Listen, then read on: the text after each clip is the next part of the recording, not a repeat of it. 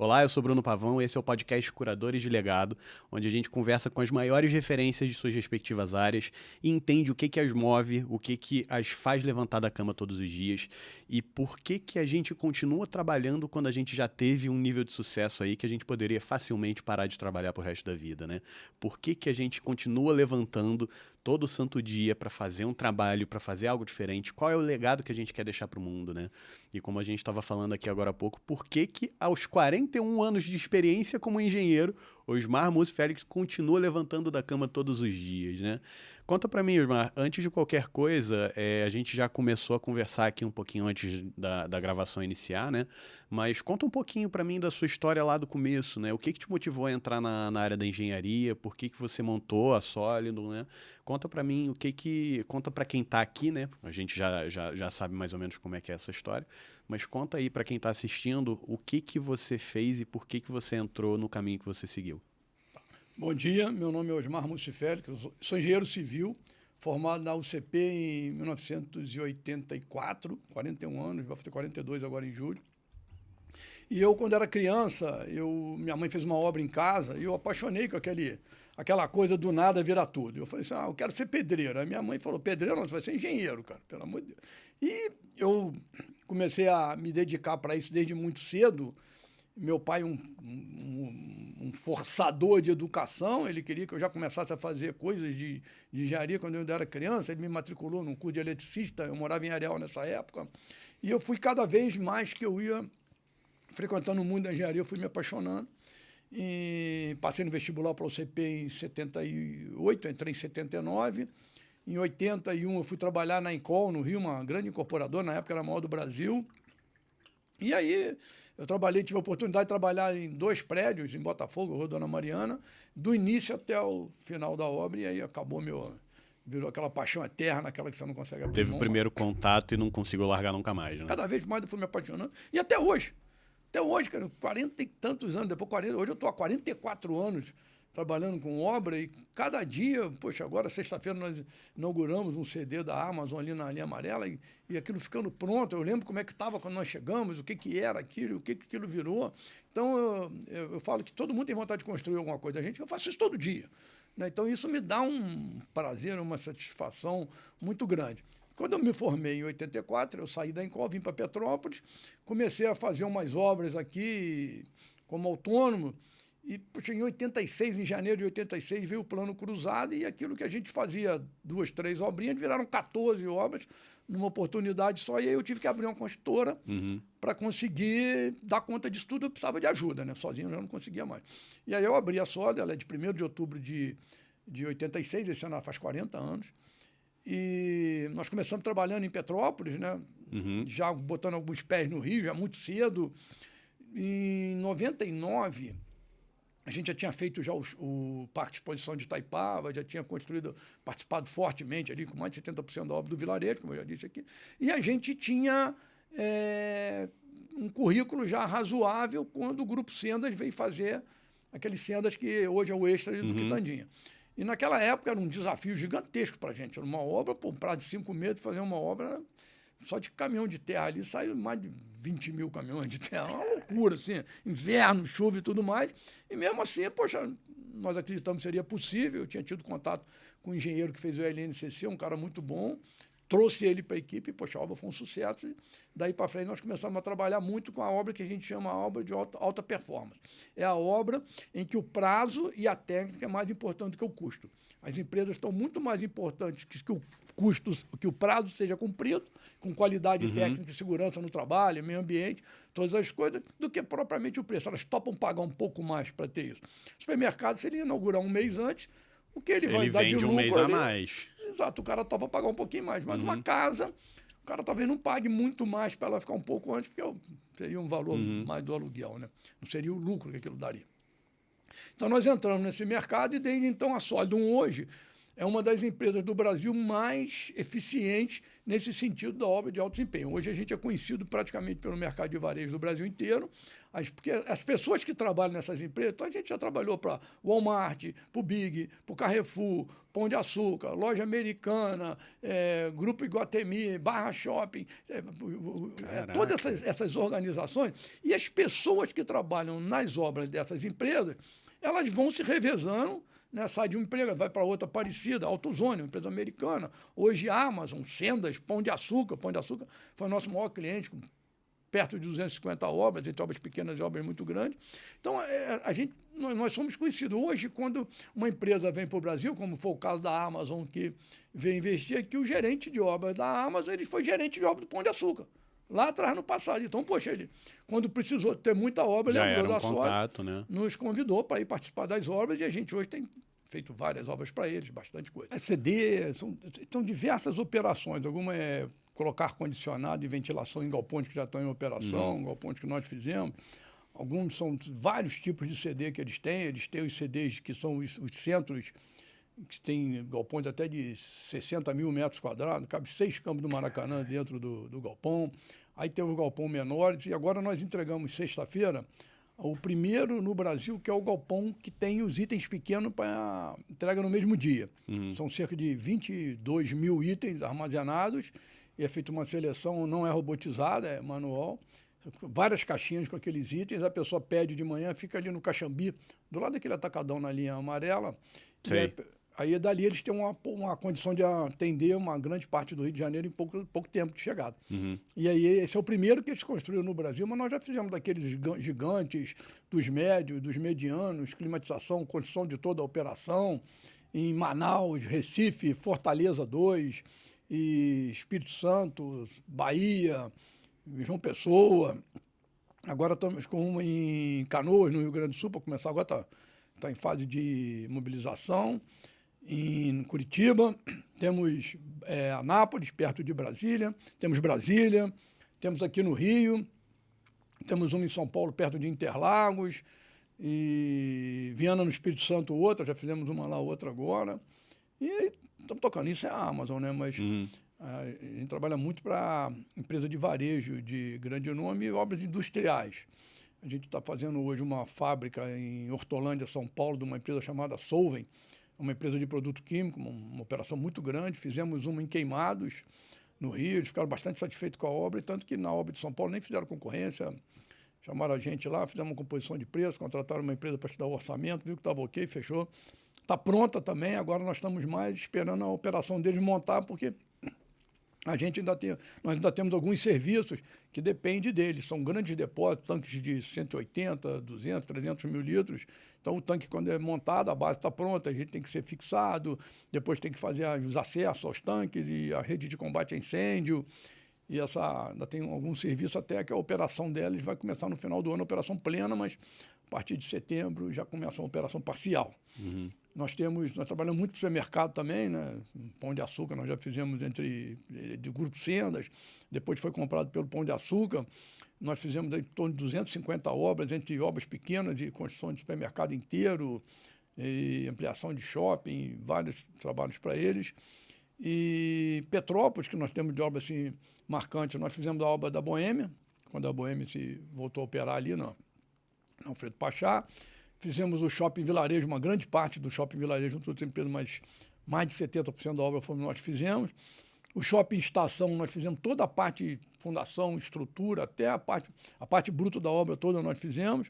A fábrica da Mateus Borg em Itaipava, nós que construímos também. O Parque de Exposição de Itaipava, nós que fizemos. E aí fora isso tem um monte de obra na cidade aí. Aquele estacionamento na Paulo Barbosa em frente ao ABC. Estou falando agora de frente ao Banco do Brasil. Estou falando agora de coisas recentes, né? O Extra do Quitandinha, na época eram Sendas. Em 5 meses foi o grande desafio da nossa vida, em 99, quando você estava mostrando um carro de Fórmula 1 ali, eu falava que eu queria ser engenheiro ou piloto de Fórmula 1. E na construção de alto desempenho, que é o que a gente faz agora, nós juntamos as duas coisas, né? Nós fizemos aquele supermercado Extra que tem na entrada de Búzios em 86 dias. Demolimos um hotel e fizemos o supermercado até a inauguração, porque tinha meta de inaugurar no dia do aniversário da cidade, então foi uma doideira. Aquele Extra que tem no Quitandinha foi feito em 5 meses e foi a nossa primeira. A gente sabia ainda não tinha a experiência que a gente tem hoje, eu não conhecia os fornecedores que a gente tem hoje, ali foi muito mais na garra, na raça, né? Uma equipe muito boa, a Sólid tem uma equipe tanto de administração quanto de operação muito boa, e nós conseguimos já trabalhar hoje no Brasil inteiro, né? Com obra de alto desempenho, e em Petrópolis também alguma coisa de incorporação. Hoje nós estamos fazendo o condomínio Alto Manga Larga, na entrada do bairro Manga Larga, um condomínio classe A, um lugar maravilhoso, no alto, com vista 360 graus, uma coisa assim que é realmente apaixonante, todo mundo que vai lá, é a opinião unânime, né, das pessoas que vão lá, de que é realmente uma coisa fantástica, e estamos aí trabalhando pelo Brasil afora, e conforme é o curadores de legado, a gente nesse tempo todo, eu sempre considero uma pessoa muito abençoada, né? Eu sempre tive assim, eu falo que eu tive assim, várias vezes na vida que eu falei, agora vou precisar de uma demão aí. Aí essa demão veio, Deus sempre ajudando ali, dando um apoio e tal.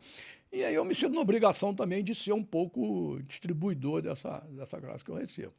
E ao longo do tempo nós criamos vários projetos, eu não trouxe ele escrito, eu vou falar com vocês de alguns que eu tenho de lembrança aqui, que nós fomos implantando, acreditando que a gente conseguiria deixar um mundo um pouquinho melhor, né? Então, tem alguns que foram técnicos, tem outros que foram culturais, tem outros que foram filosóficos, e isso tudo junto é importante para de tal forma que você consiga realmente formar uma mentalidade, Então, não adianta você ter uma mentalidade altamente motivacional numa pessoa se ela não tiver a condição de exercer aquilo.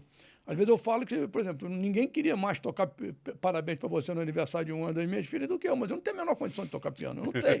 Então, eu seria o cara mais motivado do mundo, mas sem nenhuma base técnica. Então, é muito importante que você tenha a base técnica, o motivacional e a crença daquela pessoa de que consegue aquilo, né? Então, você tem que ter um pouco de psicológico também. E nessa formação, nós conseguimos investir em diversas coisas, né? Nós temos hoje até por lei, condição legal, a gente é obrigado a ter jovem aprendiz na empresa. Você pega uma pessoa que não tem muita experiência ou nenhuma e vai treinar essa pessoa. E já teve caso de me falar assim, a gente não tinha vaga, e fala, não, mas então você põe, a pessoa só paga para cumprir a cota. Eu falo, não, aqui não. Aqui se a pessoa vier aqui, ela vai ser treinada, ela vai sair daqui, porque hoje, quando tem uma pessoa no mercado de trabalho que já trabalhou na Sólido, ela é muito mais valorizada.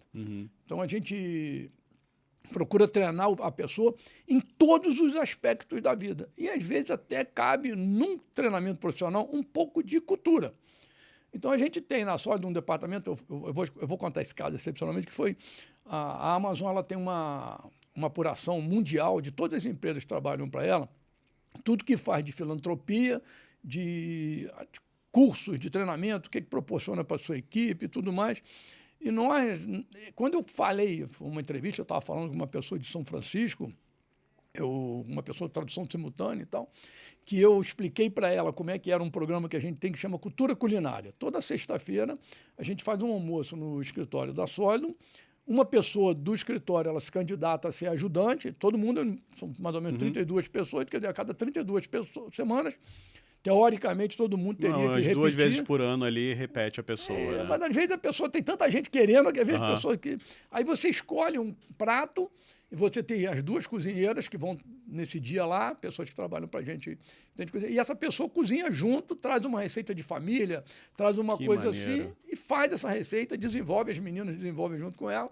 Isso é apresentado, é o almoço de sexta-feira. Toda sexta-feira, meio-dia, é só chegar lá, você está convidado. Você, Pô, mas sem dúvida. Sem precisar não confirmar. Sexta-feira, meio-dia, se não tiver sido feriado na quinta, tem.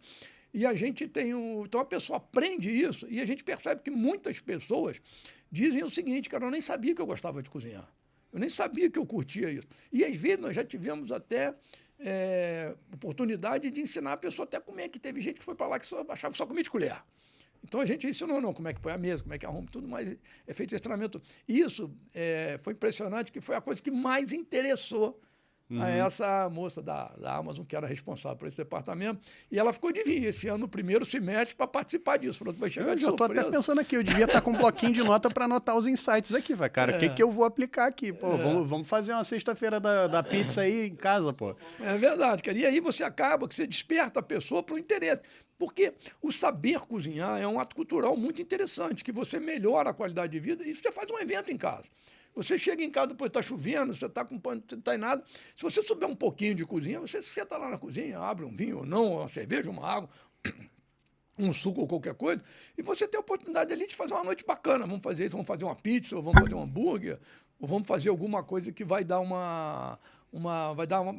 transformar aquela noite numa experiência melhor. Eu gosto muito de vinho, então eu acho que quando você abre vinho, aí vira um evento. Aí já não é mais só um jantar, você transforma aquela noite numa noite fantástica. E esse foi um projeto que a gente começou por iniciativa própria, um dia a gente conversando dessa coisa, a minha mulher ela gosta muito de cozinhar e ela falou, por que a gente não ensina as pessoas? Que a gente percebe isso, que as pessoas, poxa, eu até gostaria, mas eu não sei, então vamos ensinar. Esse foi um projeto. Um outro projeto bacana também desse delegado, uma vez eu fui convidado para ir num evento da prefeitura, que era na prefeitura, mas não era da prefeitura, eu não sei se você conhece a Fundação Escola Princesa Isabel, lá no Alto da Serra. É um projeto muito legal. Já ouvi falar. O que é? Teve uma pessoa, uma senhora que tinha uma posse, ela deixou uma casa de herança, contanto que fosse feita alguma coisa para jovens lá. E foi criada a Fundação Escola Princesa Isabel.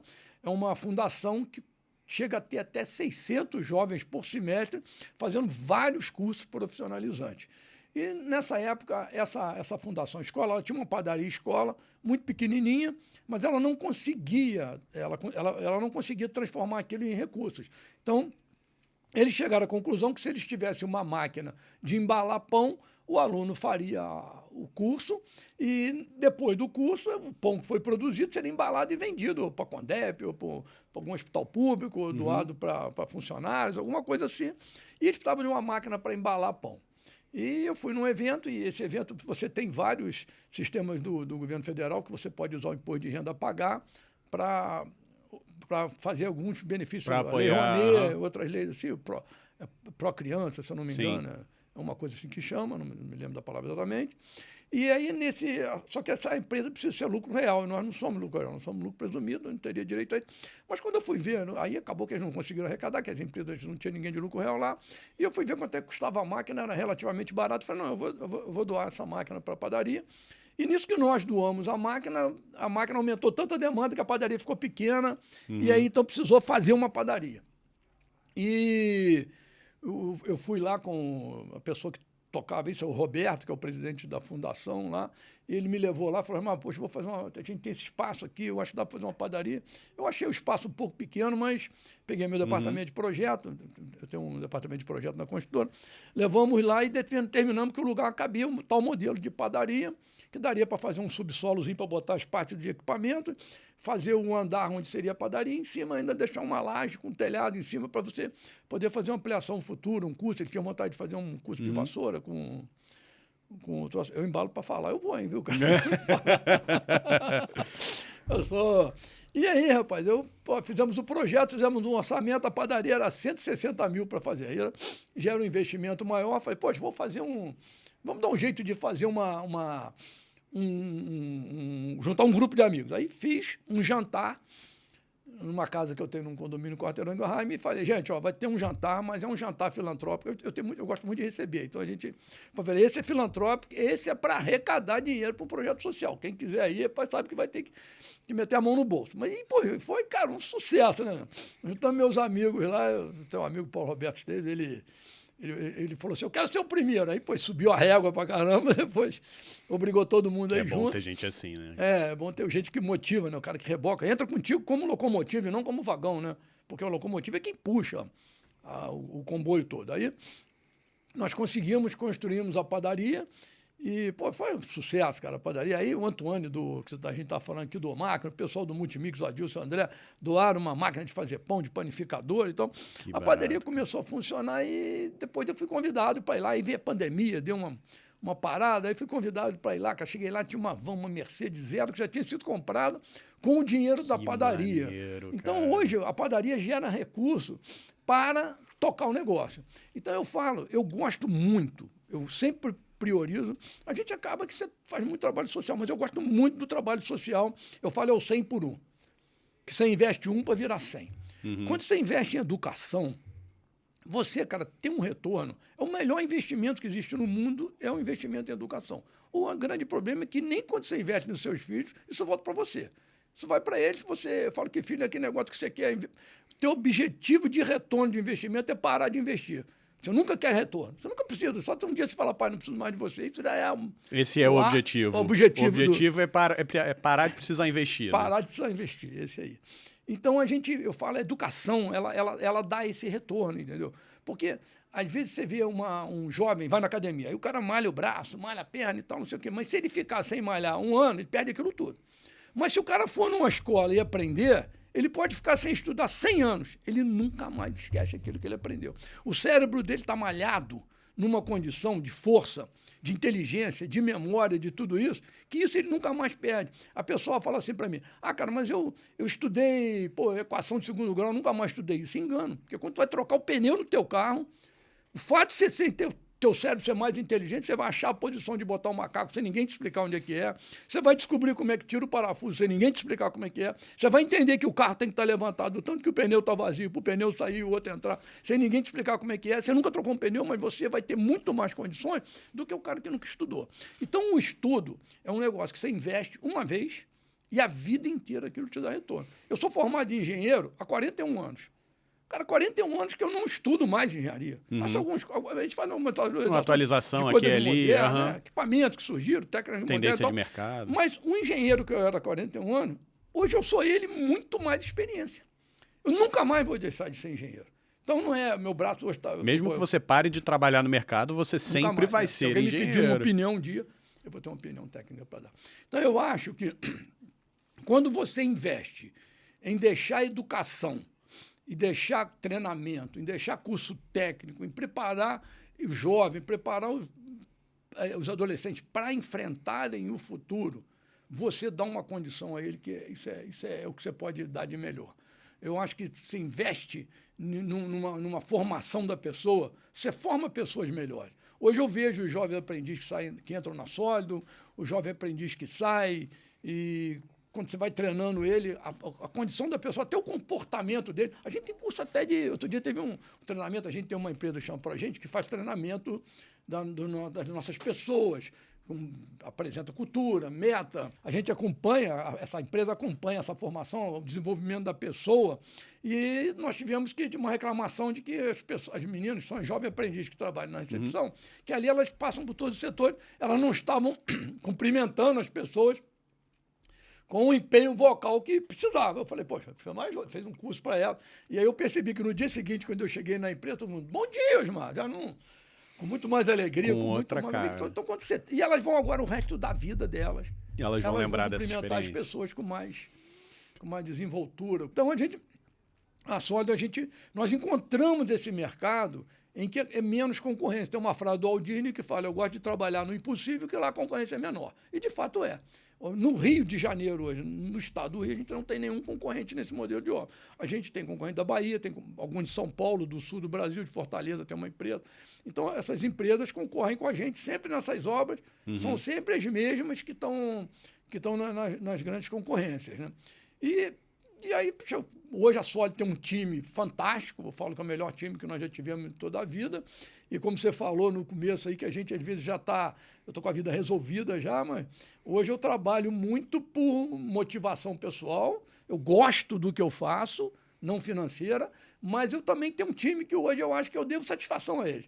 Se eles abriram mão de outras empresas, abriram mão da vida deles, todo mundo chega cedo para trabalhar. Escolheram a tua empresa para fazer a vida delas ali, exatamente. Né? Então, hoje a empresa é nossa, minha e deles, porque nós todos vivemos do mesmo lugar, da mesma empresa. Então, hoje, a gente tem metas de crescimento, a gente tem cultura na empresa, a gente tem plano de desenvolvimento, tem plano de crescimento, tem meta de faturamento, tem meta de lucro, tem meta de trabalho social, tem meta de legado. A gente tem tudo isso, tudo lá é determinado.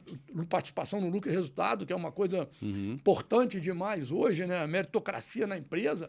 As pessoas que vão para Manaus, com 2 meses em Manaus, trabalhando igual um louco lá, entrega uma obra que todo mundo dizia que era difícil. E era difícil mesmo, porque a logística de Manaus é um troço impossível. Pra você ter uma ideia, teve um modelo de um vaso que quebrou, nós não achamos em Manaus, não dava tempo de chegar, nós tínhamos que mandar um engenheiro de avião para Fortaleza, comprou um vaso, encaixou, fez um transporte junto com ele, voltou para Manaus com o vaso, para poder chegar lá e estar pronto na inauguração. Então, são coisas assim que...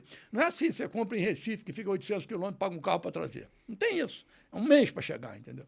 Então, mesmo assim... Tem que passar pela Transamazônica ali para chegar? Não, pô, é de avião, cara, porque vai até algum lugar de Transamazônica, atravessa o rio com várias balsas, vai nos barcos, que Manaus não tem estrada para chegar sem atravessar de balsa, então é uma operação dessa de... Tem transporte, tem transportador que faz, mas é 30 dias.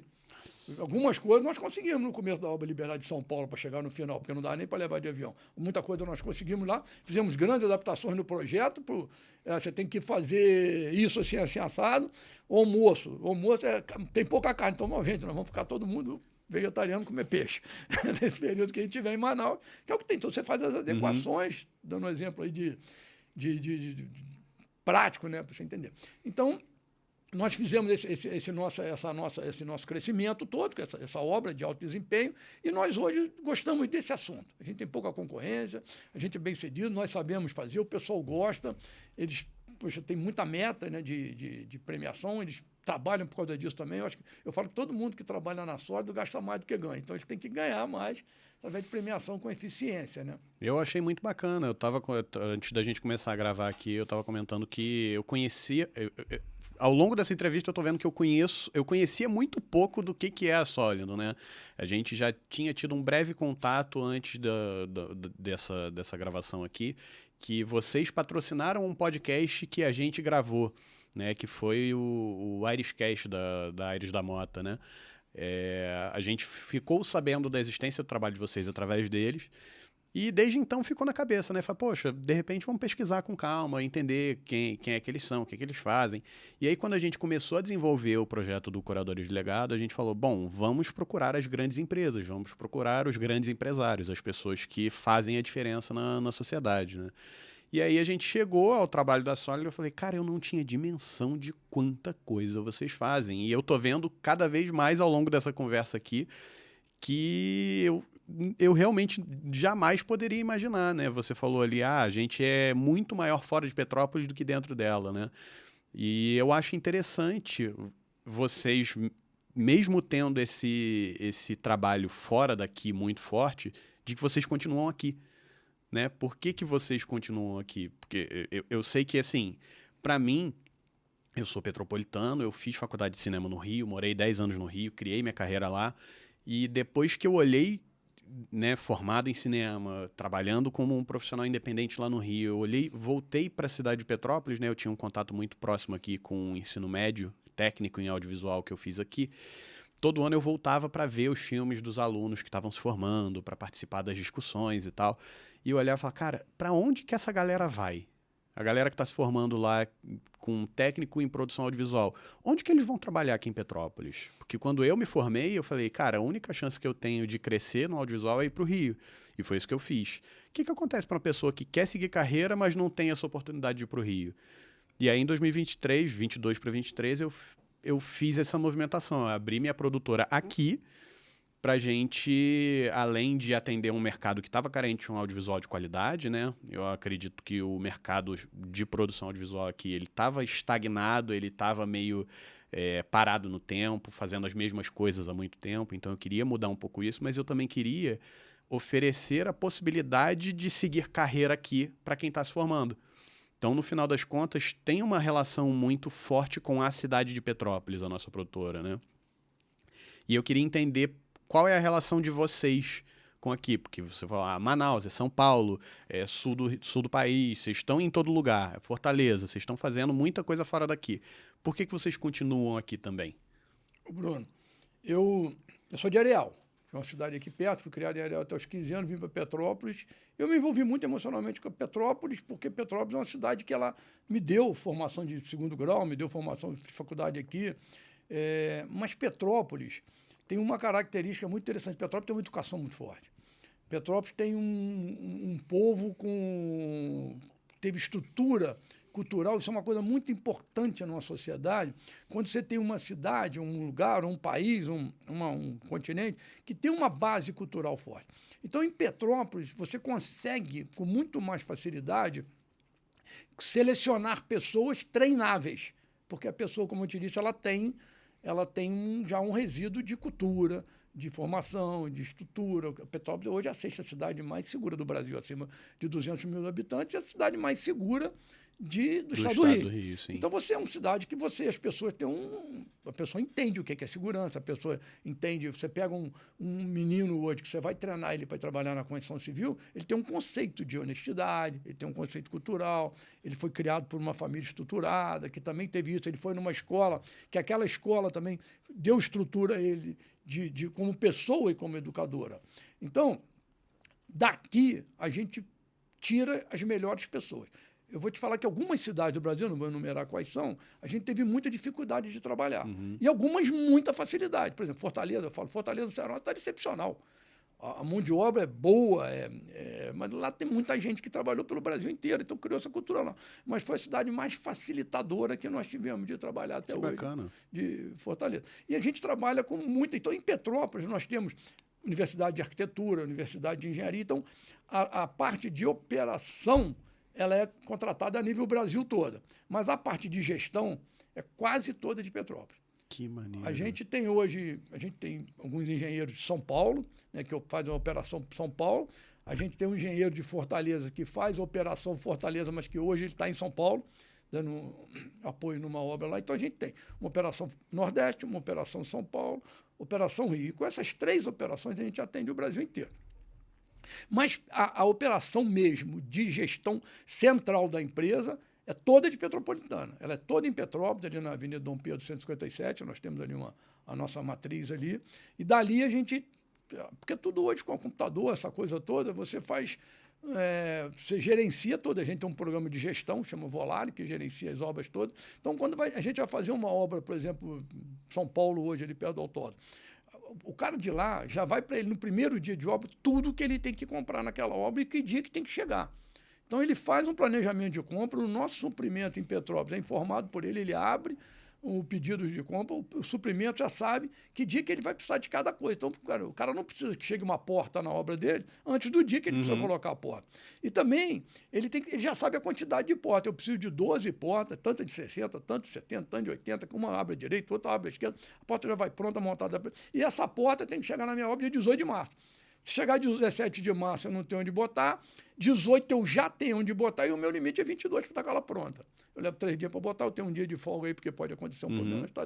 Então, a gestão toda operada por aqui.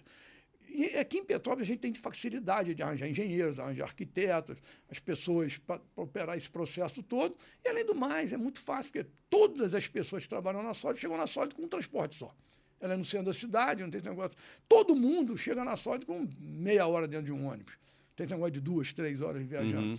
Todo mundo tem um restaurante perto, vários, no entorno de 100 metros da Sólid. Você deve ter ali 15, 16 restaurantes que você pode comer com preço justo. Tem, inclusive, o mesmo restaurante que eu almoçava quando eu era aluno do ensino médio ali no CENIP.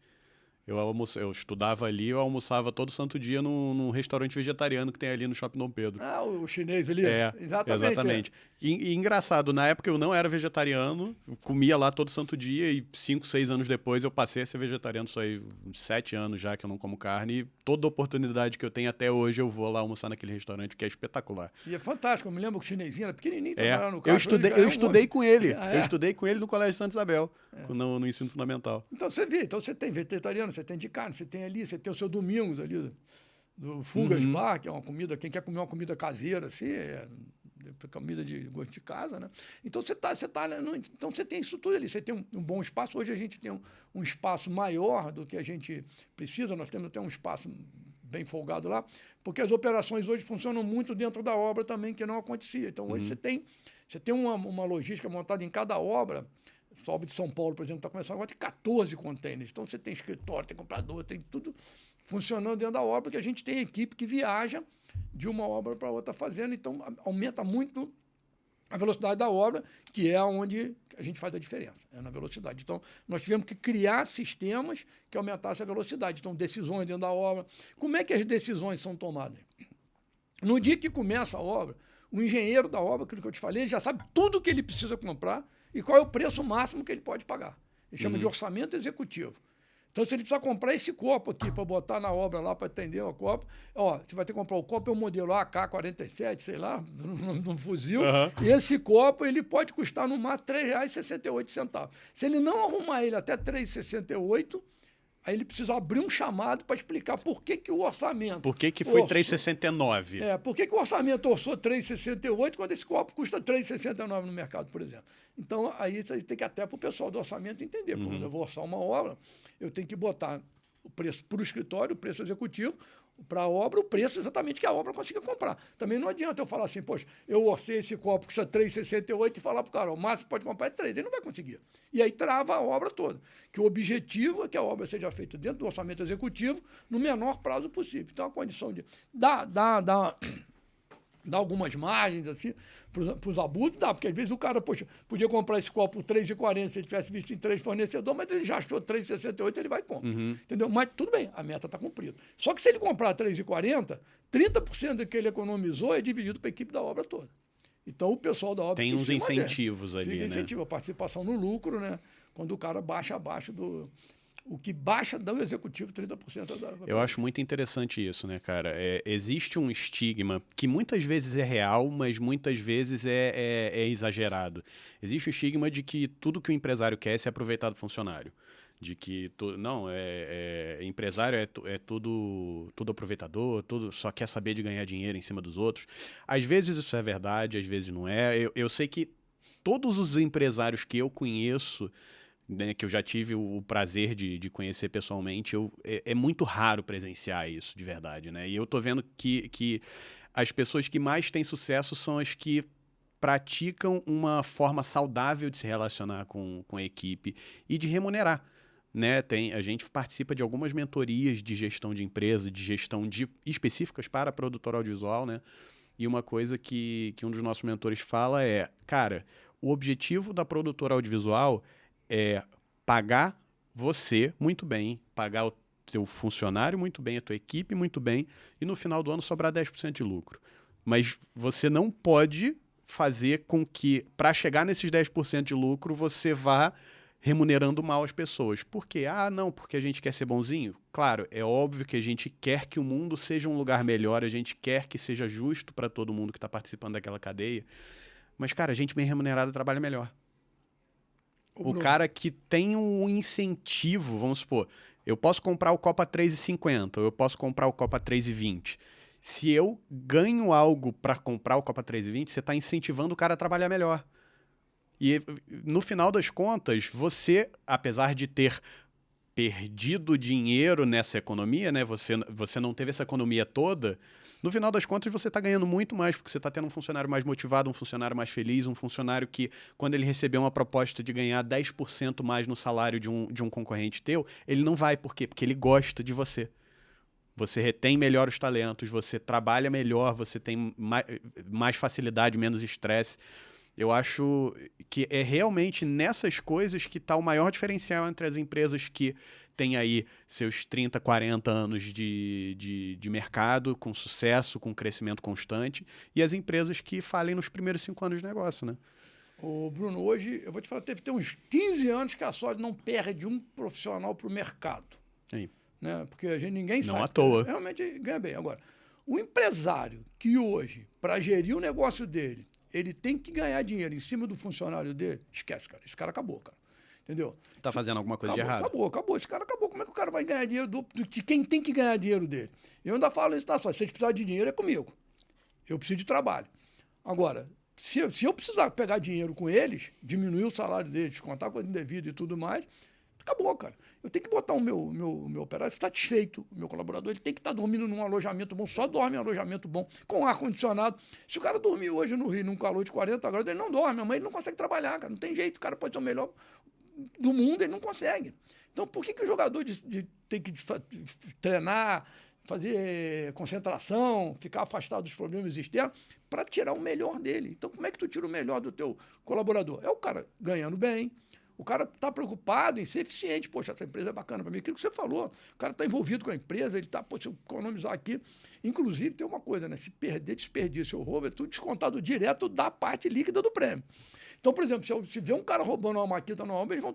Quem paga a maquita é eles. Então, eles ficam loucos com aquilo. Então, Você transforma a tua equipe de operação na própria equipe de prevenção de perdas. Exatamente. Né? E aí também tu cria um legado neles que isso fica na cabeça deles para sempre. Esse cara, onde ele for trabalhar, ele vai ter preocupação que a coisa seja com honestidade, com lisura, entendeu? Para quê? Para que aquilo funcione bem. E ele tenta até apresentar isso um dia para um outro patrão. E, cara, na Sod era assim, na Sod faz isso, na Sod faz aquilo, tudo mais. Vamos ver se a gente implanta isso aqui também. Agora, isso, poxa, a gente tem 40 anos também, não dá para comparar com o menino que está começando uma construção agora, né? Que, pô, eu já passei por todas essas fases, né? De ter, poxa, um sacrifício danado, você pega uma obra barata, mas você precisa daquela porque você não quer perder a sua equipe. Até você chegar num nível, na zona de conforto, é mais complicado. Agora, o que eu acho que a gente deve deixar também hoje, até como um legado de explicação, para quem não é bem um legado, mas uma explicação para quem está entrando no mercado agora, é que você tem a fase que você investe muito e ganha pouco, porque você tem pouca experiência. Mas isso é um problema que o tempo vai resolvendo. Uhum. Você, com 1 ano de trabalho, você vai olhar para você de 1 ano atrás e falar, caramba, como eu não sabia nada. Mas esse que acha que sabe tudo hoje, daqui a 1 ano, você de daqui a 1 ano vai entender que você ainda não era tudo de bom. Uhum. E quando você chega nos 50 anos, eu vou falar com você que eu fiquei pleno aos 50 anos. Hoje eu estou com 64. Há 14 anos atrás, foi a época que aí eu já conhecia mercado financeiro, eu já conhecia mercado imobiliário, eu já sabia tudo de obra, os clientes já me conheciam, a gente tinha uma empresa formada, uma empresa estruturada.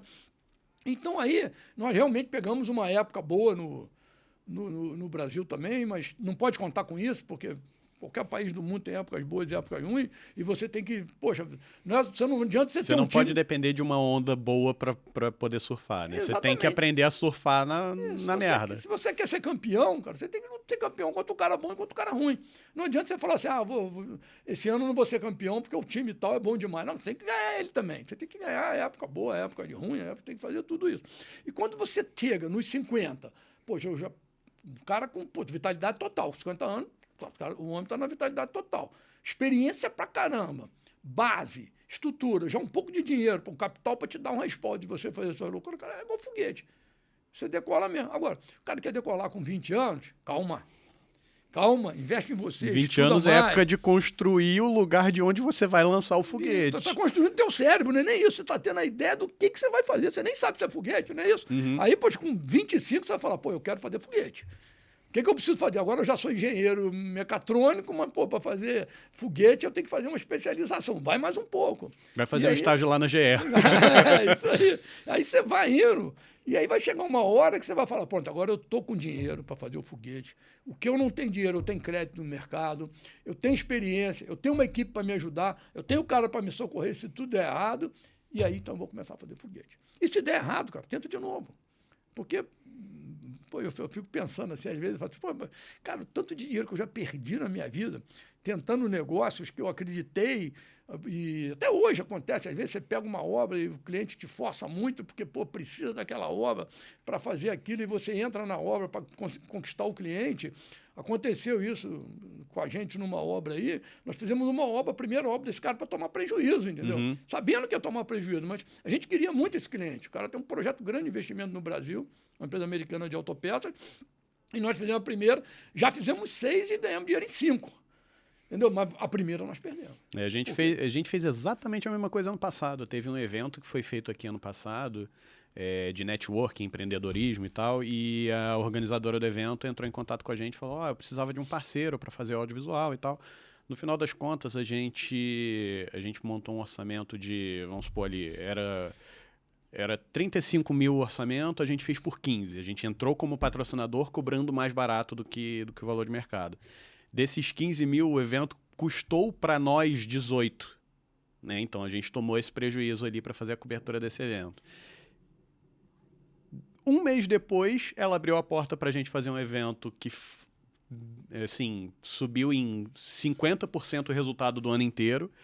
E desde então, todo santo mês, a gente recebe pelo menos um pedido de orçamento que veio através dessa indicação, desse primeiro evento que a gente estrategicamente tomou um pequeno prejuízo ali para a gente virar e falar, não, essa pessoa vale a pena, essa pessoa vale a gente conquistar. A gente conquistou e, cara, Eu já percebi isso. Não tem outro fornecedor que vá bater na porta dela que fale, não, a gente faz audiovisual. Não, meu fornecedor é o Estúdio Petrópolis. Eu faço com eles.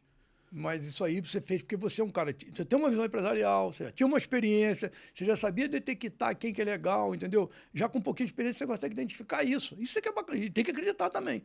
E aí, se o cara que tem amor demais ao dinheiro, ele fala, vou perder 3 mil aqui nada, pô, eu vou... Se não chegar em 18, eu não faço. Não é? E aí é que tá o negócio. Tem hora, cara, que você gasta na propaganda, tem hora que você gasta em subsidiar um projeto. Sim, é o custo de aquisição. Às vezes o custo vai vir literalmente num boleto que você vai pagar, às vezes vai vir num tempo que você vai investir, num trabalho que você vai fazer por conta própria. Quantas vezes a gente já não fez trabalho de graça para poder conquistar um cliente? Né? Por exemplo, você falou ali de, às vezes tem uma maré difícil, tem uma época ali que você vai perder dinheiro e tal. Já aconteceu várias vezes do estagiário tirar o salário dele e eu não.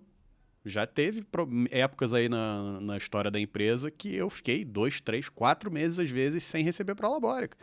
E vamos embora. É acreditar no projeto, é não deixar a peteca cair. Mas, Bruno, é isso que faz a diferença entre quem vai chegar e quem não vai, entendeu? É quem acorda de manhã para treinar, é quem acorda de manhã para estudar, é quem, em vez de ficar rolando página de Instagram, vai no YouTube ver como é que faz isso assim, assado que ele precisa fazer hoje. É quem pesquisa. Hoje tem um facilitador que na minha época não teve. Hoje, cara, o grande talento de hoje em dia não é saber responder, é saber perguntar. Todas as respostas estão no teu bolso, dentro do teu telefone. Então, se você souber agora, não adianta você perguntar assim hoje para a inteligência artificial uma pergunta, você tem que ser objetivo para ela te dar a resposta objetiva que você quer saber. Então, hoje, o que é? É saber fazer pergunta. Agora, para isso, você tem que saber, logicamente, estudar um pouco sobre o assunto. Capacidade de interpretação, saber o que é uma fonte confiável, o que não é. Exatamente, selecionar a informação que vai chegar para você. Porque, às vezes, uma palavra escrita com uma letra errada, ela pode ser coisa diferente. Não é isso? Viagem com G e com J são duas coisas diferentes. Entendeu? Então, a pessoa, às vezes, o mais com I e sem o I são duas coisas completamente diferentes. Então, você tem que entender o que você está perguntando para você saber para vir a resposta para você. Agora, quando você resolve, formata, eu tenho caráter, eu quero ser um cara vencedor. Eu estou disposto a abrir mão de um monte de coisa para isso. Eu estou disposto a me dedicar mais a isso. Eu estou disposto a plantar agora para colher no futuro. Cara, eu vou te falar, o Brasil é ótimo de oportunidade. O Brasil é fantástico. O Brasil te dá muita chance. Agora, em todo lugar é duro. Em todo lugar é duro. Aqui, a gente pensa assim, vai chegar o carnaval e eu vou ter que... Eu tinha uma oportunidade de trabalho para começar na quarta-feira de semana. Quarta-feira de semana, eu falo, custa segunda e terça, você vai quarta-feira trabalhar, entendeu?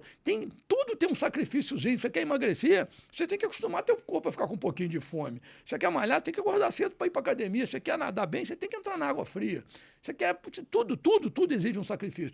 O problema todo é que uma minoria, felizmente, quer também os benefícios sem o sacrifício. Então, isso aí fica um pouco mais difícil, né? Depende de muita sorte. Sorte é criar, você tem que estar preparado para quando a oportunidade aparecer, você transformar aquilo em sorte real, que é o fato realmente se concretizar. Eu sempre falei, cara, eu não acredito em sorte, eu acredito em você estar preparado e criar oportunidades. Não adianta nada. Vou esperar a sorte cair. O cara teve sucesso porque deu sorte.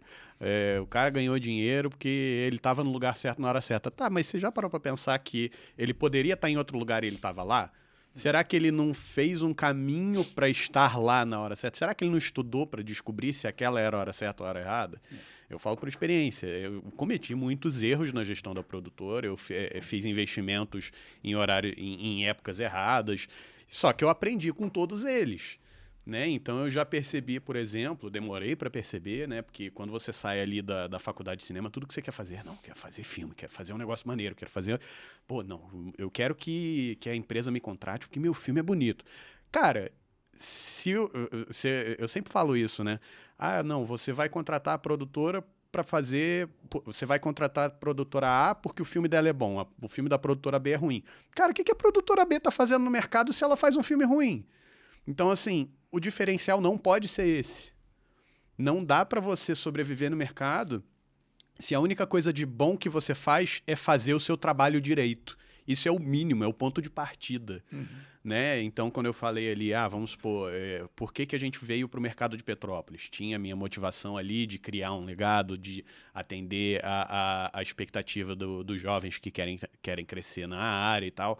Mas, empresarialmente falando, né, em termos de negócios, eu vi uma lacuna no mercado. O audiovisual daqui era de baixa qualidade. Então, nesse momento, ser de maior qualidade era um diferencial. Mas eu tenho consciência de que daqui a pouco vai começar a ter gente olhando pro mercado aqui e falar, pô, lá tem um cara só que faz direito, eu vou lá fazer direito também e incomodar ele. E aí eu preciso encontrar alguma coisa diferente. E é aí que a gente está começando a montar outras estratégias de atendimento, de pós-venda, de relacionamento. A gente já está pensando, por exemplo, o próprio podcast foi uma estratégia de comunicação. Chegar em novos mercados, conhecer novas pessoas. Chega uma hora que você precisa achar algo que ninguém faz, porque senão o mercado vai te engolir. Você tem que estar na frente. Então, assim, vocês encontraram o nicho de vocês, que é esse negócio da obra de alta performance, é um termo que eu nunca tinha ouvido na minha vida, achei muito bacana, até o paralelo que a gente fez ali com o automobilismo, com a Fórmula 1, achei muito interessante, porque acaba sendo próximo ao nosso conceito de audiovisual. Né? Não é porque, a gente cobra caro porque a gente é bom. Não, a gente tem um custo, uma estrutura de custos diferenciada que, na maioria das vezes, vai fazer com que... Vou fazer o orçamento com o concorrente A e vai fazer o orçamento com a gente. Muitas vezes o nosso orçamento vai ser um pouco mais caro do que o nosso concorrente. Mas a nossa estrutura por trás é completamente diferente, num nível que a gente provavelmente vai lucrar 1/3 do que ele lucraria cobrando metade do nosso valor. A nossa estrutura de custos é diferente, a gente tem um custo mais alto porque a gente se preocupa com coisas que ninguém se preocupa. Então, vamos supor, vamos fazer a cobertura de um evento com 4 câmeras e transmissão ao vivo e fotografia e não sei o quê. Outras produtoras, eu já presenciei isso, vão falar, a gente precisa de 4 câmeras, então a gente vai levar 4 câmeras. O cacete, eu vou levar 6. Se uma delas, se alguém tropeça num fio e uma câmera dessa cai no chão, não, aí o cliente espera. Não, o cliente espera o cacete, o cliente pagou pelo evento, ele tem que ter o evento pronto. Eu tenho que poder resolver qualquer problema que você falou ali, o cara que foi lá, pegou um avião, foi lá, resolveu o negócio do vaso, foi de Manaus para Fortaleza. Cara, eu tenho que dar um jeito, eu tenho que me comprometer a entregar o que eu prometi. Ontem mesmo, tinha um negócio que a gente precisava entregar que o estagiário não conseguiu fazer a tempo, ele ainda está aprendendo, ainda não conseguiu desenvolver a habilidade ali para ser mais ágil, não deu tempo dele entregar, eu sentei na cadeira do estagiário e fiquei até 11 horas da noite, porque eu falei, eu vou entregar esses conteúdos até hoje. Eu não sou... Eu sou editor, eu sou filmmaker, eu sou diretor, eu sou tudo, né? O sócio da empresa ele tem que saber fazer tudo ali. Mas eu não sou a pessoa que fica sentado na frente do computador legendando o vídeo para Instagram. Mas ontem eu precisei ser essa pessoa, então eu sentei minha bunda na frente do computador e eu saí daqui 11h40 da noite editando, terminando de legendar um vídeo para mandar um pacote de 22 vídeos para um cliente. Falei, eu não vou quebrar meu compromisso. Mas sabe o que acontece, Bruno? Mesmo que você não fale para o seu cliente, todo mundo que é empreendedor, o cara sabe que todo mundo tem dificuldade. E se você é o cara que entrega o trabalho, é porque você superou todas essas dificuldades. Não adianta, cara. Nenhuma desculpa é boa o suficiente para não cumprir uma missão. Nenhuma desculpa. Então, você chegou lá, você foi e tal, você tem que saber fazer também, entendeu? Já virei, cansei de virar obra, tempo dentro de obra. Hoje, graças a Deus, tem bastante tempo que eu não preciso, mas se precisar eu faço de novo, entendeu? Porque tocar obra é uma coisa que eu sei fazer bem. Mas se você é o cara que está disposto a isso, você já está, 10 passos na frente. O cara que vem atrás de você... Talvez ele não esteja disposto a isso. Porque está vindo gente atrás de você. Ou está vindo gente atrás de mim. Com certeza, entendeu? Já contrataram pessoas que nós mandamos embora, tentaram entrar no mesmo mercado que a gente, dar uma nadadinha, mas quando você está com mais velocidade, você tende a andar na frente igual uma maratona. Porque isso não é uma corrida de 100 metros. Uma maratona você arranca, mas os primeiros 10 quilômetros definem quem é o primeiro pelotão, o segundo pelotão, o terceiro pelotão. Então, no mercado de trabalho também tem isso. Se você é um cara que no dia que precisa, você vai até 11h40 da noite para entregar o trabalho do seu cliente, você já está um pontão grande na frente, entendeu? E você já ensinou para o teu menino que no dia que precisar, ele vai ter que fazer isso também. Porque hoje você teve que ajudar ele porque faltou um pouco de experiência nele. Mas quando ele tiver essa experiência, não vai ter mais você, não é ele que vai ter que dar conta do recado. E ele vai falar, pô, você até o Bruno vai, por que eu não posso ir? Então, isso é importante também e é legado. É um legado que você está passando para ele entender o seguinte, cacete, eu vi o Bruno uma vez virar à noite naquela produtora lá, fazendo o trabalho que tinha que fazer, caramba. Liderar pelo exemplo, né? Liderar pelo exemplo. Não adianta você só falar e não acontecer. E às vezes, um dia eu estava numa obra em Itaipava lá e a minha mulher estava dentro do carro, pô, a gente trabalhando na chuva, fazendo a locação, os peões estavam de capa e eu estava até sem capa, pegando chuva. E aí, cara, depois ela me mostrou o filme, ela de longe. E aí você começa a entender, ela falou assim, agora eu entendo porque eles gostam tanto de você. Pô, eu estou lá com eles também, eu estou no campo com eles. E eu, às vezes, brinco com eles, falo assim, cara, está chovendo, a gente tem a obra para entregar, não tem muito jeito. Vocês já ouviram falar num cara chamado Cristiano Ronaldo? Todo mundo? Eu já. Falei, pô, se o Cristiano Ronaldo estiver trabalhando e começar a chover, ele não para não, cara. Ele tem que terminar a missão dele. Então, pô, se um cara desse vai...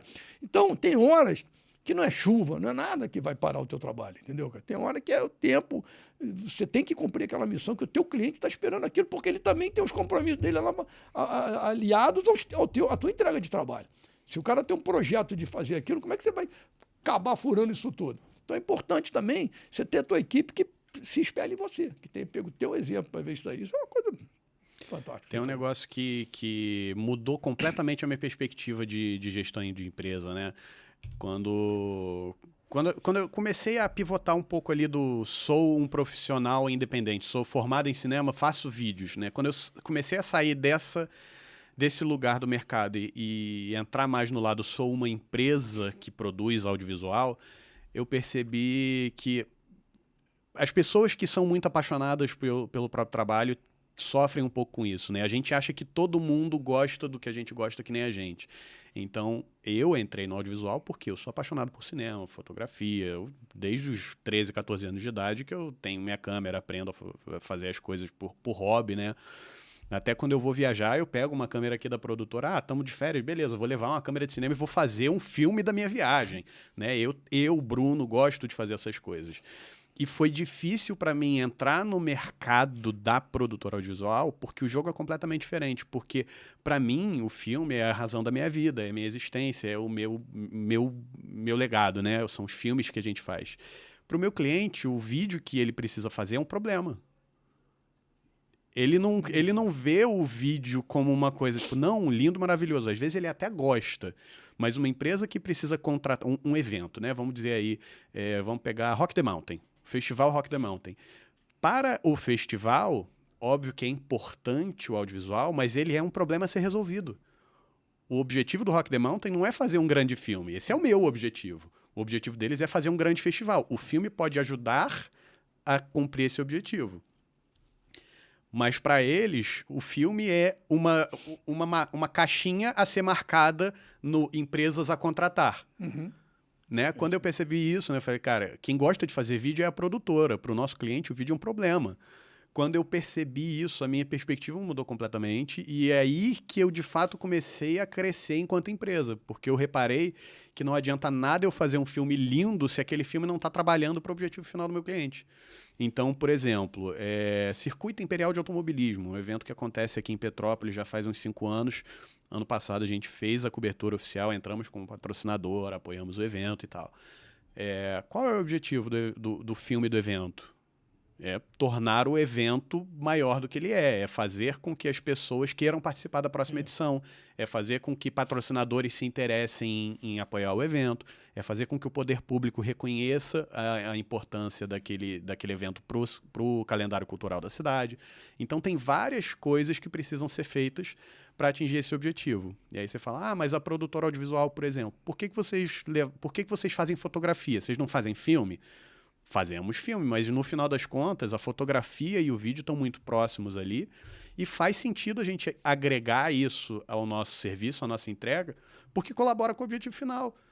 Então o Circuito Imperial ele vai precisar contratar um fotógrafo. Por que a gente não oferece o fotógrafo também? Isso. Eles vão precisar fazer transmissão ao vivo? Agrega a transmissão ao vivo também. Mas a gente só faz filme de alta qualidade, a gente nunca vai fazer uma coisa com celular. O teu cliente precisa de um vídeo ser feito com celular para poder postar rápido. Por que você não vai lá e faz e aplica o teu padrão de qualidade naquilo ali também? Então a gente vai e faz vídeo com celular também. É vídeo para rede social, é filme institucional, é videocase, é documentário, é websérie. O que o nosso cliente precisa... Qual o problema de audiovisual que o nosso cliente precisa resolver? A gente vai lá e resolve. Quando a gente tomou essa perspectiva, a gente adotou essa forma de ver o mercado e o nosso trabalho, é aí que a gente realmente mudou a cara do jogo. Foi aí que a gente começou a crescer. Mas você percebe que você saiu do apaixonado, emocional, o profissional, o gestor, o empresário? Então, hoje, você que era apaixonado, que queria fazer o filme maravilhoso e tudo mais, e todo mundo é assim no começo da carreira. Ele quer fazer um troço assim. Você hoje percebeu que os teus sonhos não são a necessidade do teu cliente. Então, hoje você teve que abrir mão um pouco do teu sonho para fazer o teu trabalho junto com a necessidade do teu cliente quer. Então, o que o meu cliente quer? O meu cliente precisa de um vídeo de celular. Ah, não faço vídeo de celular. Que tá doido, cara? Se o cliente precisa de vídeo de celular, você vai contratar outra empresa. O outro cara já vai ter um junto contigo e sabe, sei lá, se depois o cara não vai absorver tudo. Então, você tem que resolver o problema do cliente. Eu falo que o meu cliente ele só tem que assinar cheque. Agora é Pix, né? Não tem mais nem isso. Né? Agora é fazer um Pix. Então ele só tem que me pagar. Porque se eu depender do cara para resolver outro problema do que me pagar, esse meu pagar vai diminuir, porque o trabalho dele de resolver aquele problema já acabou. Então, quando você faz isso, você resolve 100% do problema do teu cliente, cara, você consegue ler o emocional dele, porque também é importante. No teu trabalho tem muito mais isso. O meu trabalho é um projeto que eu faço aquilo de acordo com o que está ali. O projeto é definitivo, ele explica tudo que tem que ser feito.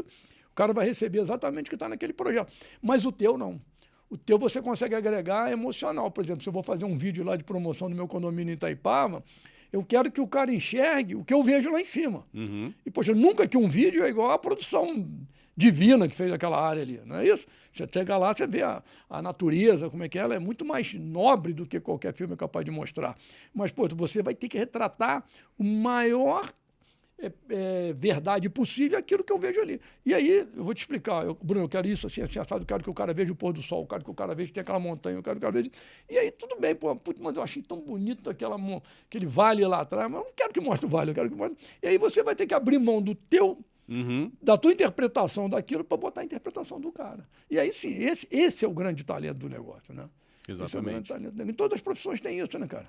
Às vezes o jogador de futebol, ele tá com uma chance de gol, mas o outro companheiro dele tem muito mais chance do que ele. Então ele vai abrir mão de ser o cara que fez o gol do título para o time ir lá e marcar com mais chance. Para ele participar do time que fez o gol do título. E quando eles fazem isso, você vê que os resultados são melhores. Que num jogo de futebol, você vê quantas oportunidades são perdidas porque o cara tinha uma condição melhor, mas ele queria ser ele o goleador da partida. Então a gente não está aqui hoje para ser goleador.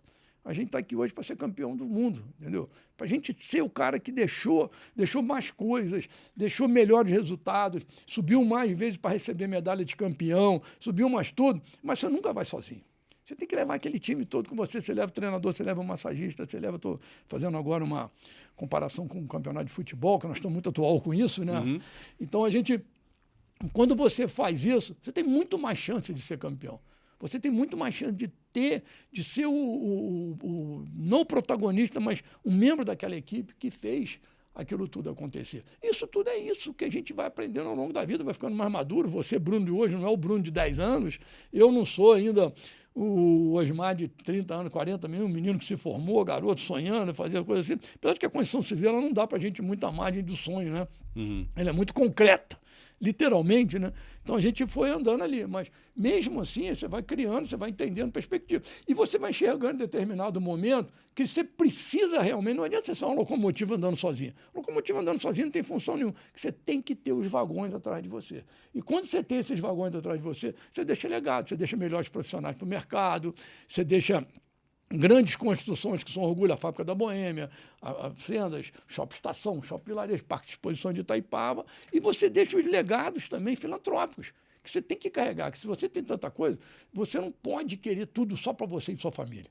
Você tem que abrir mão disso aqui para carregar uma sociedade melhor, para você carregar menos pessoas preocupadas de se vai cumprir a necessidade financeira da família, jovens que vão ter muito mais oportunidade de trabalho, que você investiu na padaria escola, que você investiu algumas coisas, fizemos uma reforma de uma escola da Independência, não vou nem enumerar para você aqui o trabalho que a gente já deve ter visto algum deles, a gente não divulga muito isso, porque A gente não acha bacana isso, ficar falando, eu fiz, eu dei, eu aconteci, mas a gente faz muito isso. E aí eu sei que hoje, quando eu ando na rua, muitos jovens que estão ali numa situação melhor, estão ali melhores, porque em algum momento nós fizemos alguma coisa sozinho, ajudado, com amigos, com parceiros, com família, com os funcionários da Soli, que todos também são muito envolvidos nisso, né?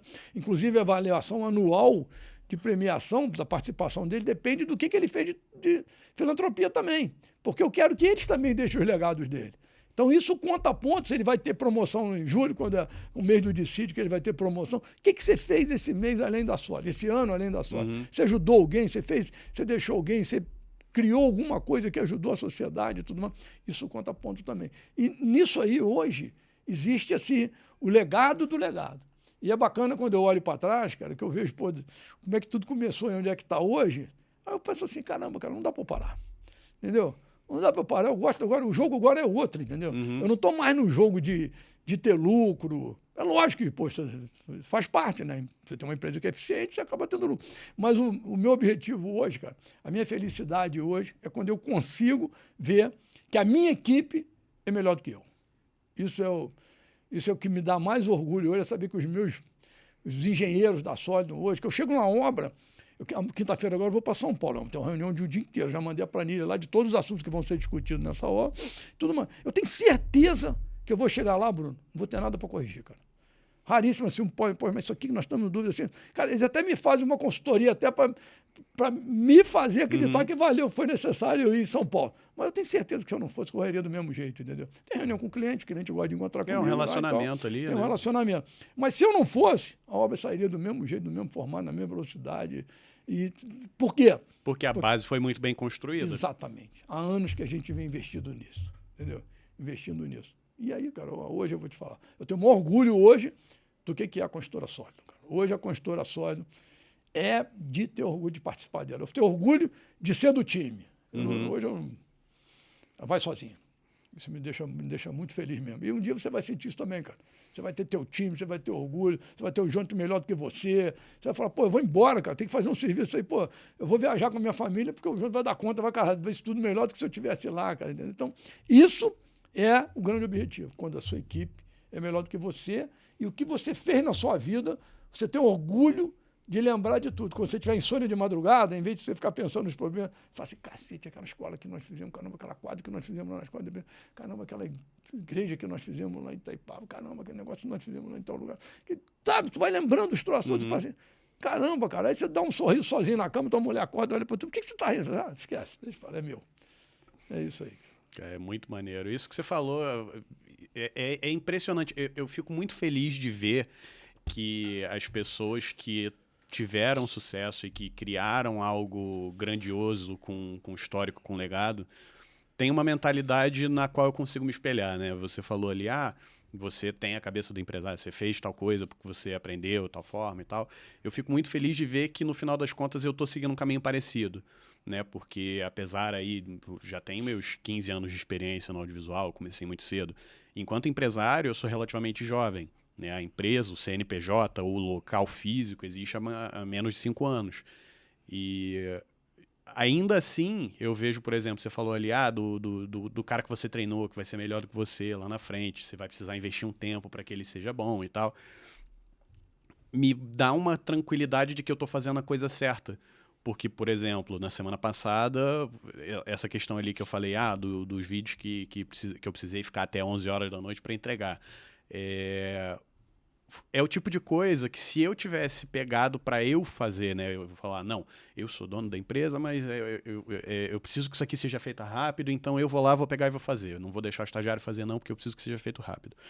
Se eu não deixo o estagiário fazer, ele não aprende.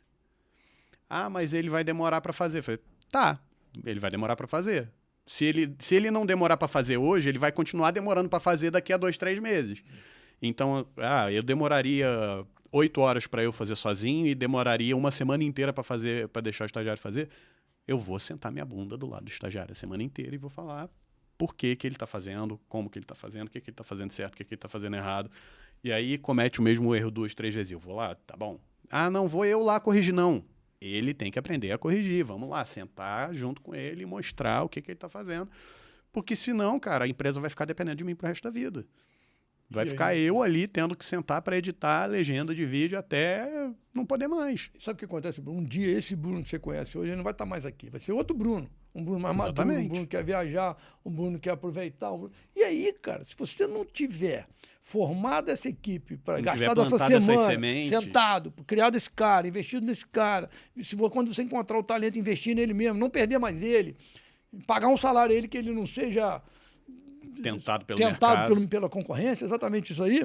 Aí, cara, tu não vai poder, aí tu vai passar o carnaval, eu queria viajar, eu tenho tanta vontade de passar o carnaval na Bahia, mas eu não posso, porque tem um trabalho para entregar na quarta-feira de cima. Pô, caramba, cara, treina esse cara, investe nisso, e você vai poder fazer isso tudo.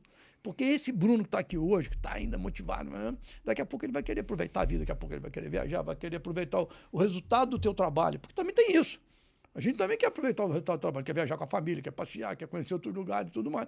Mas você não pode estar algemado ao teu emprego, ao teu negócio. Você tem que estar liberto dele. E como é que você tem que estar liberto do teu negócio se ele é um negócio que ele está no mercado 24 horas por dia? Ele tem que funcionar independente de mim. Você tem que ter independência de funcionar. Hoje eu tenho isso.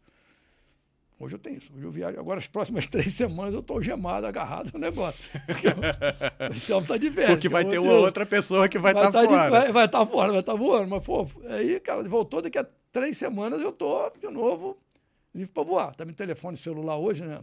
Tornozeleira eletrônica de inocente, né? Qualquer lugar que você está no mundo hoje, você está trabalhando, resolvendo problema. As obras, todo dia, elas têm que postar no grupo delas um relatório completo de tudo que aconteceu naquele dia.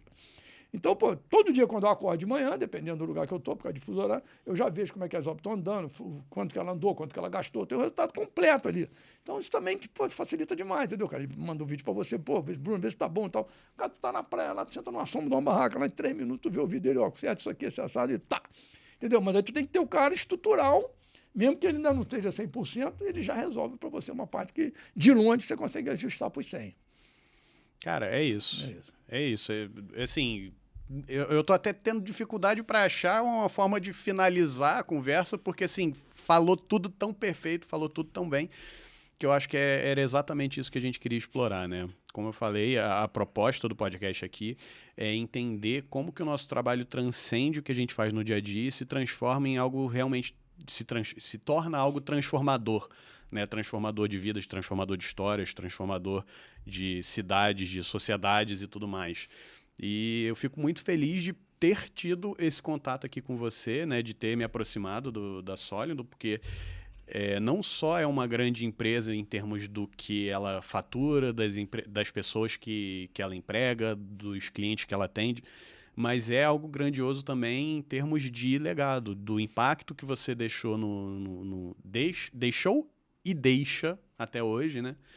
Na sociedade como um todo, das vidas que você transformou, de tudo que você fez ali e que se tornou algo melhor, como você falou ali. Às vezes você passa por pessoas na rua que o teu trabalho, o teu dia a dia, o teu apoio foi algo que mudou a vida daquela pessoa, né? E ter tido esse contato foi algo extremamente gratificante. É um grande prazer estar compartilhando essa mesa aqui com você.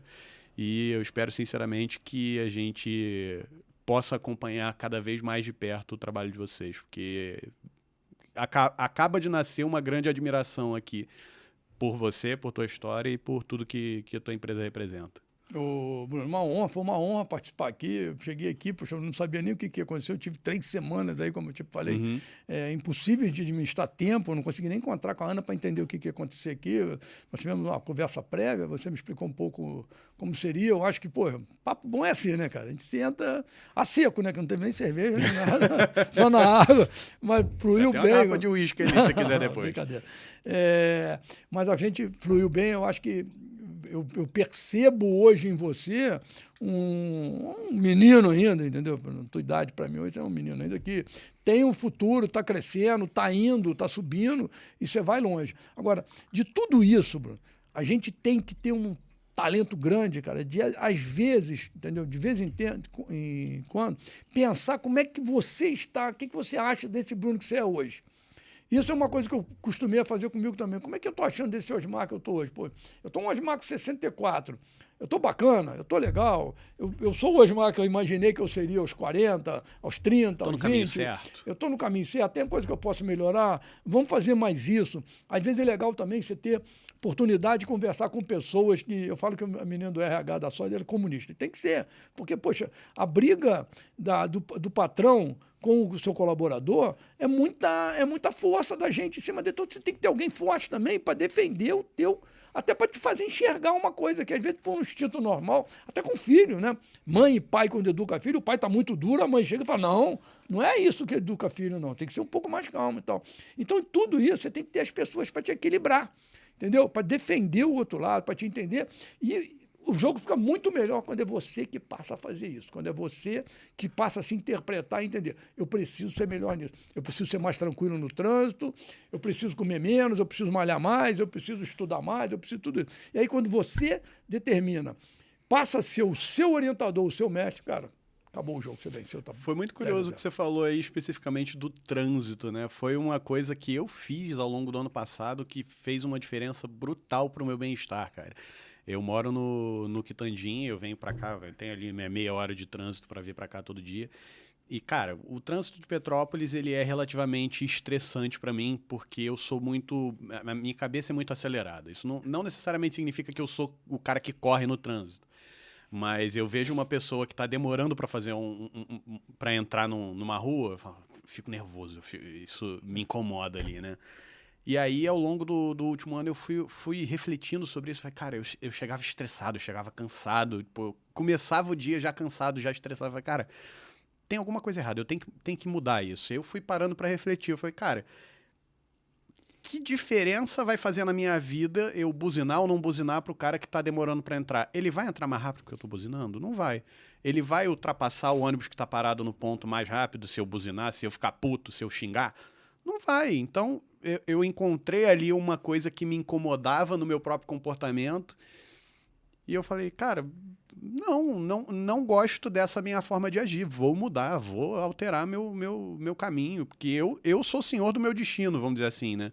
Eu determino o que eu vou viver dali para frente, não vou deixar o meu comportamento automático me controlar, deixa a vida me levar. O cacete, camarão que dorme onda leva, né? Eu quero controlar o meu destino. Se eu olho para o meu comportamento no trânsito e falo, tá ruim, vou melhorar.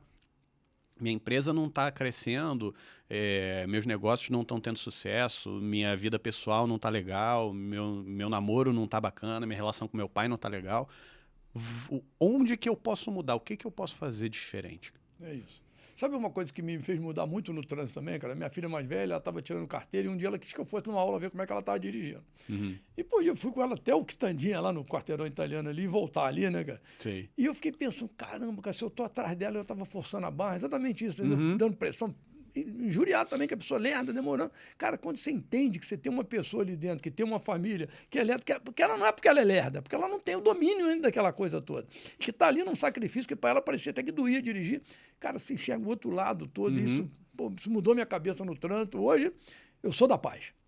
Eu sempre fui assim. Outra coisa também que eu mudei, cara, a família da minha mulher é de Minas, a gente vai muito 7 Lagoas, são 450 quilômetros. Então, pô, eu tratava isso como uma viagem. E hoje eu trato como um passeio. Cara, 10 minutos a mais, mas completamente desestressado, vou admirando paisagem. Olha quanta coisa bonita você tem do Quitandinha até aqui para olhar. Sim. Não é isso, cara? Então é isso aí. É aprender a viver. É você mudar você, em todos os conceitos. E é isso. Eu espero que...